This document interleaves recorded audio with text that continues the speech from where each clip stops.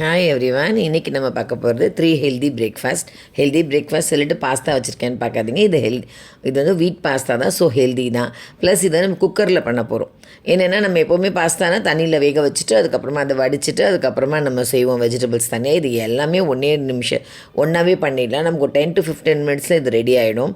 பார்த்திங்கன்னா குக்கரில் நான் வச்சுருக்கேன். குக்கரில் ஆயில் போட்டிருக்கேன். நீங்கள் வேணும்னா பட்டர் போட்டுக்கலாம். கொஞ்சம் ஹெல்த்தியாக குழந்தைங்களுக்கு வேணும்னா பட்டர் போட்டு செய்யலாம். நான் எங்களுக்காகங்கிறனால நான் ஆயில் தான் போட்டேன். ஆனியன் கொஞ்சமாக போட்டிருக்கேன். அதுக்கப்புறம் வெஜிடபிள்ஸ் நீங்கள் இதில் என்ன வேணால் சேர்க்கலாம். நான் வந்துட்டு எனக்கு எது ஈஸியாக இருக்குமோ அந்த மாதிரி என்கிட்ட என்ன இருந்துச்சோ அதை போட்டேன். நீங்கள் வந்துட்டு உங்களுக்கு கேப்சிகமும் கேரட்டும் முக்கியமாக போட்டால் நல்லாயிருக்கும். அதுக்கப்புறம் உங்களுக்கு பீன்ஸ் போடலாம், கேபேஜ் போடலாம். எல்லாமே உங்களோட விருப்பம் தான். என்கிட்ட இந்த 2 காய் இருந்தனால நான் கேரட்டும் கேப்சிகமும் போட்டிருக்கேன். கேப்சிகம் கொஞ்சம் நீட்டாக அரைஞ்சிருக்கேன் பாருங்கள். கேரட்டும் நீட்டாக கட் பண்ணலாம். உங்களோட விருப்பம் தான். பச்சை மிளகாய் வந்து ஒன்று தான் 2 கட் பண்ணி போட்டிருக்கேன். ஒன்று வந்து வெஜிடபிள்ஸ்க்காக கொஞ்சம் காரம் நல்லாயிருக்கும். பச்சை மிளகாய் போட்டோம்னா கொஞ்சம் காரம் இறங்குங்கிறதுக்காக. இது வந்து அப்படியே சவுத் இண்டியன் பாஸ்தான்னு வச்சுக்கலான்னு பாருங்களேன் நேம். ஏன்னா வந்துட்டு பொதுவாக பாஸ்தானா ரொம்ப சீசனிங்லாம் நிறைய போடுவாங்க. அந்த மாதிரி இல்லாமல் இது ரொம்ப ஹெல்த்தியாக இருக்கும். குழந்தைங்களுக்கு தேவை பாஸ்தா. அது நம்ம கொஞ்சம் இதில் நம்ம பட்டர் போட்டு தாளிச்சிட்டோம்னாலே ரொம்ப நல்லா தான் இருக்கும். நான் என்னோடய அபிப்பிராயம். நீங்கள் கூட ஆட் பண்ணுறதுனா மசாலாஸ்லாம் உங்களுக்கு தேவையானது நீங்கள் ஆட் பண்ணிக்கலாம். நான் வந்து இதில் பச்சை மிளகாய் போட்டிருக்கேன். இப்போ கேப்சிகமும் போட்டு வதக்கிட்டுருக்கேன். சால்ட் வந்து இந்த வெஜிடபிள்ஸ்க்கு தேவையானது மட்டும் போட்டுக்கோங்க. ஏன்னா நான் ஒரு பவுடர் அரைச்சி வச்சுருக்கேன். அதுலேயே நான் வந்துட்டு எல்லாமே கரம் மசாலா மாதிரி இந்த பாஸ்தாலாம் செய்யும்போது போடுறதுக்காக ஒரு பவுடர் அதுலேயே நான் உப்பு எல்லாமே போட்டிருக்கேன். ஸோ நான் அதுதான் ஆட் பண்ண போகிறேன். அதனால இதுக்கு கொஞ்சமாக தான் நான் உப்பு போட்டிருக்கேன். தக்காளியும் ஒரு சின்னதாக ஒரு தக்காளி போட்டிருக்கேன். அது வேணும்னா நீங்கள் வேண்டாம்னா நீங்கள் ஸ்கிப் பண்ணிக்கலாம். தேவைன்னா போட்டுக்கோங்க. இது காலை நேரத்தில் பண்ணிவிட்டு பாக்ஸில் கொடுக்கறதுக்கு ரொம்ப ஈஸியாக இருக்கும். குழந்தைங்களுக்கு கொடுக்கலாம், பெரியவங்களுமே சாப்பிடுவாங்க. இந்த மாதிரி டைப்பில் பண்ணோம்னா பெரியவங்களுக்குமே பிடிக்கும்னு தான் நினைக்கிறேன். கொஞ்சம் நல்லாவே வதக்கிக்கோங்க. வதக்கிட்டதுக்கப்புறம் நம்ம குக்கரில் தான் வேக வைக்கிறோம். இருந்தாலும் கொஞ்சம் வதக்கிட்டால் ரொம்ப நல்லாயிருக்கும். கொஞ்சமாக தான் போட்டிருக்கேன் பாருங்கள் உப்பு இதுக்கு. ஏன்னா வெறும் இந்த வெஜிடபிள்ஸ்க்காக மட்டும்தான்.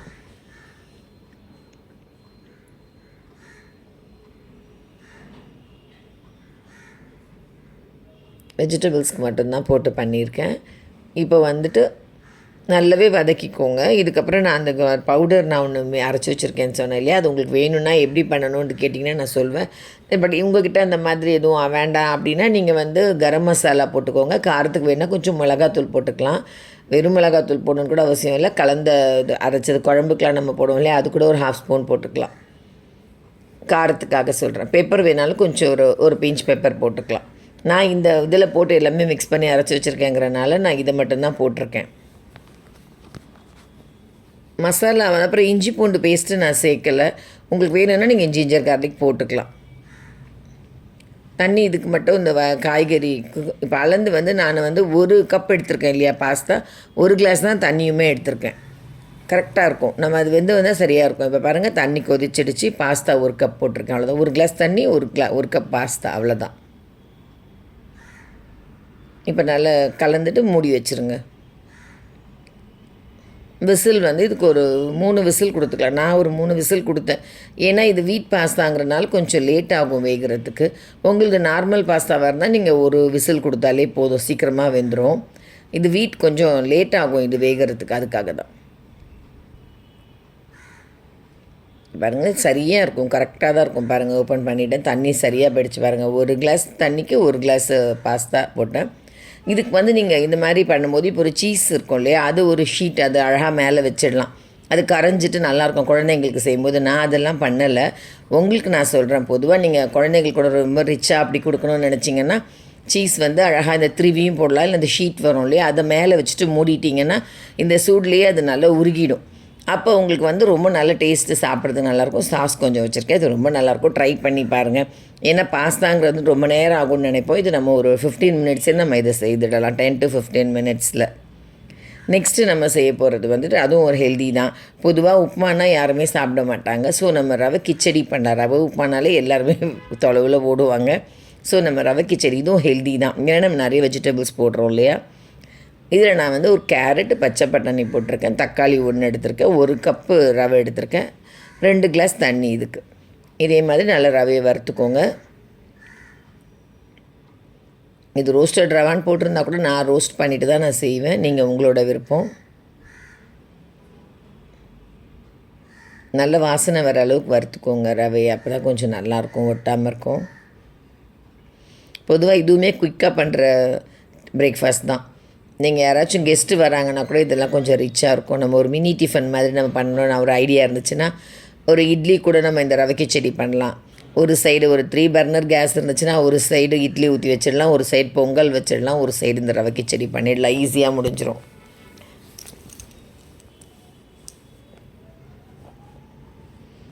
ஏன்னா பொதுவாக நான் ஒரு தடவை மினி டிஃபன் கெஸ்ட் வந்தாங்கன்னு சொல்லி செய்தேன். அப்போ இந்த மாதிரி தான் நான் பண்ணேன். ரவை கிச்சடி, பொங்கல், இட்லி, அப்புறம் குட்டி ஊத்தப்பம்லாம் பண்ணேன். நான் நெக்ஸ்ட் டைம் அந்த மாதிரி அந்த 3 டிஃபன் நான் உங்களுக்கு சொல்லி கொடுக்குறேன். பாருங்கள், நல்லாவே ரோஸ்ட் ஆகிடுச்சு. ஊத்தப்பம்லாம் நல்லாயிருக்கும், குட்டியாக வரும் இல்லையா, மினி தோசைகளாக. நம்ம நார்மல் கல்லில் கூட கொஞ்சம் அரை கரண்டியாக எடுத்து ஊற்றிக்கலாம். அது மாதிரி இருக்குது. நான் ஒரு தடவை உங்களுக்கு அது ஒரு வீடியோ போடுறேன் உங்களுக்கு. பொதுவாக ரவை உப்புமா சாப்பிடாதவங்க கூட இது சாப்பிடுவாங்க. ஏன்னா நம்ம இதில் கரம் மசாலா ஆட் பண்ணுறோம், கொஞ்சம் நல்லாயிருக்கும் ஸ்மெல், ஃப்ளேவருக்கு. அதுக்கப்புறம் ஆயில் போட்டுக்கோங்க. ஆயிலில் நான் சம்டைம்ஸ் கடுகு, பத்த உளுந்து, கடலை பருப்பு போட்டும் தாளிப்பேன். ஆனால் நான் இன்றைக்கி பட்டை லவங்கம் போட்டேன். சில நேரத்தில் நான் அது மாதிரியும் செய்வேன். நீங்கள் எது வேணால் ட்ரை பண்ணலாம். பட்டை ஒரு 2 லவங்கம் போட்டு அதை மாதிரியும் செய்யலாம். ஒரு பிரிஞ்சி இலை போட்டுட்டு. அப்படி இல்லை, வேண்டாம் எங்களுக்கு ரொம்ப ஸ்மெல் பட்டை லவங்கம் வேண்டாம் அப்படின்னு தோணுச்சுன்னா தாராளமாக கடுகு, பத்த உளுந்து, கடலை பருப்பு போடுங்க, ரொம்ப நல்லாயிருக்கும். பொதுவாக ஹோட்டல்ஸில் கூட பார்த்திங்கன்னா கடலை பருப்பெல்லாம் தான் போட்டிருப்பாங்க. நான் எப்படி தோணுதோ அந்த மாதிரி செய்வேன். இன்றைக்கி எனக்கு இந்த மாதிரி தோணுச்சு, டக்குன்னு பட்டை லவங்கம் போட்டு தாளிச்சிட்டேன். நிறைய நேரம் நான் கடுகு, பத்த உளுந்து, கடலை பருப்பு தான் போடுவேன். இதுக்குமே பாருங்கள், பொடியாக அரிஞ்ச கேரட். ஏன்னா நம்ம இது குக்கரில் இல்லையா, கடாயில் வேக வைக்கிறனால பொடியாக அரிஞ்சிக்கோங்க. கேரட்டு, ஆனியன் நல்லா கொத்து அதுவும் பொடியாக நீட்டாக அரிஞ்சிக்கோங்க.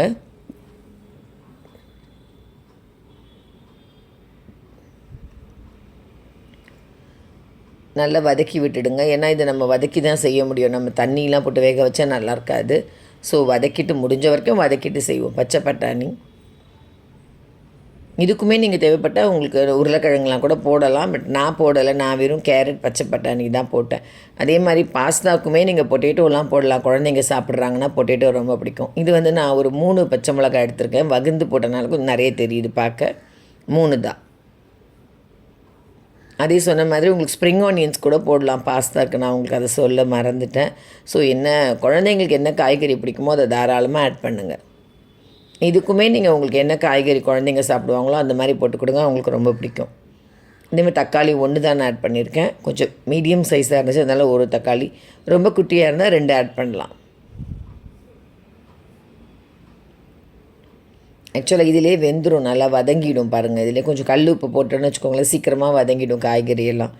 நான் அப்படி தான் செய்வேன். பொதுவாக வதக்கி செய்கிறது எதுவாக இருந்தாலும் கொஞ்சம் வதக்கும் போதே கல் உப்பு போட்டுருவேன். டக்குன்னு அது நல்லாவே வதங்கிடும். ஜிஞ்சர் கார்லிக் பேஸ்ட் போட்டிருக்கேன். ஸோ நம்ம கடுகு, பத்த உளுந்து போட்டு தாளித்தா கூட இந்த ஜிஞ்சர் கார்லிக் பேஸ்ட்டு கூட நம்ம கரம் மசாலா கொஞ்சம் போட்டோன்னு வச்சுக்கோங்க, ரொம்ப நல்லாயிருக்கும். அந்த ஃப்ளேவரும் நல்லாயிருக்கும். பட்டை லவங்கம் போட்டாலும் அது ஒரு மாதிரி டிஃப்ரெண்ட்டாக இருக்கும்.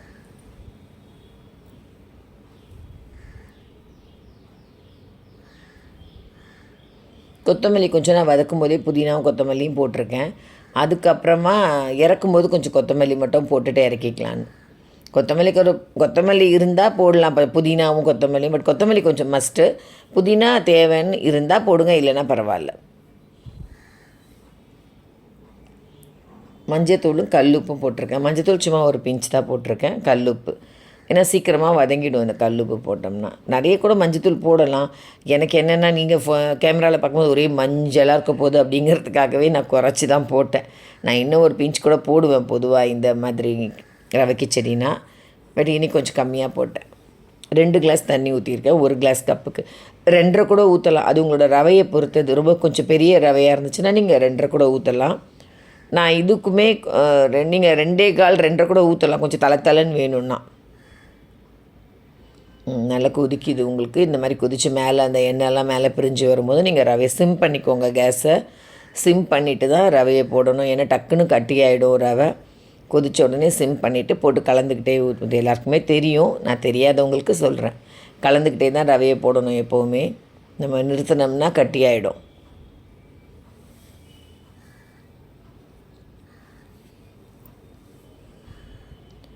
அவ்வளோதான். அதுக்கப்புறம் நம்ம அப்படியே முடியாது பாருங்கள். எல்லோ கலர் கம்மியாக தான் போட்டிருக்கேன். வேணால் இன்னும் கூட கொஞ்சம் போட்டுக்கலாம் உங்களுக்கு வேணும். ஹோட்டல்லலாம் பார்த்திங்கன்னா பயங்கர டார்க் கலராக இருக்கும். ஆக்சுவலாக அவங்க கலர் தான் போடுவாங்கன்னு நினைக்கிறேன் நான்.